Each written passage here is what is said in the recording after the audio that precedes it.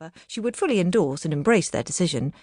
She just didn't want to impose that destiny upon them. Paul helped with the boy's beef habit. He wasn't mean about money. He felt guilty about everything. He kept enough to live on, if that, but gave her the rest. The tricky in or out part was probably another 10 minutes away, though. The expense and the quality were attractive to the residents of this particular London borough, so the queues were long, and the customers took their time once they had forced their way inside. Emma Baker's obsession with sex was happening right here, right now, and it was intolerable. "You know what? I envy you," she said. Lucy didn't reply. Terseness was her only weapon. From outside it probably looked useless, because the words would keep coming, but any attempt to answer the question would result in an unstoppable torrent. "You're going to have sex with someone you've never had sex with before." This didn't seem particularly enviable to Lucy, in the sense that if it happened, it wouldn't be much of an accomplishment. It was, after all, a future open to most able-bodied people in the world, whether they chose to exploit the opportunity or not. But Lucy's single status drew Emma back to the same subject over and over again. For Emma, married for many years to a man whose inadequacies, in the bedroom and in every other room, she made no attempts to hide or defend, divorce meant sex. Paradoxically, and/or idiotically, Lucy thought, seeing as her experience of it to date was that it meant no sex. In other words, Lucy's single status provided a screen on which Emma could project endless fantasies. What are you looking for in a man?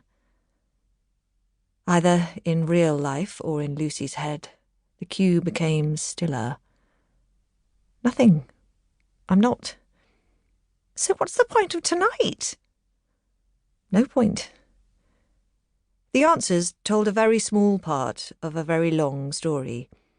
Indeed, the words nothing, not, and point could even have been plucked at random from a very long story by some kind of textual artist in order to convey a meaning ironically at odds with the storyteller's intention. "Hygiene," said Lucy suddenly. "What?" "That's what I'm looking for." "Come on, girl, you can ask for more than that." "Hygiene is important." "You don't want handsome, or funny, or rich, or good in bed? Someone with a penis that never lets him down? Someone who loves to give oral sex?" Behind them, somebody sniggered. Since the rest of the queue was by now entirely silent, there was a very good chance that Emma had been the trigger for the sniggers. No? Again, a very short answer that didn't tell the whole truth, or any part of it. Well, that's what I'd go for.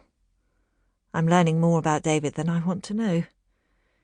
He's clean, at least. He smells like James Bond most of the time. Well, there you go. He has none of the things you're telling me to look for, and you're still with him. Now she came to think about it, and she hadn't really thought about it until earlier on that week, hygiene was more important than just about any other quality she could think of. Imagine that Emma were in a position to provide a potential partner who possessed every single idiosyncrasy and attribute that she wanted, or, at least, those that Lucy could think of, now, on the spot, in the queue for the butchers, when she didn't even know what to say. Imagine that this unlikely man loved fresh flowers and the films of Asghar Farhadi, that he preferred cities to the countryside, that he read fiction, proper fiction, not novels about terrorists and submarines, that yes, he enjoyed both giving and receiving oral sex, that he was kind to her sons, that he was tall, dark, handsome, solvent, funny, clever, liberal, stimulating. So this guy turns up to whisk her away to dinner somewhere quiet and smart and fashionable, and she notices straight away that he smells awful.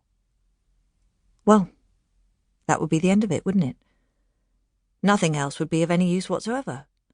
Bad hygiene trumped everything. So did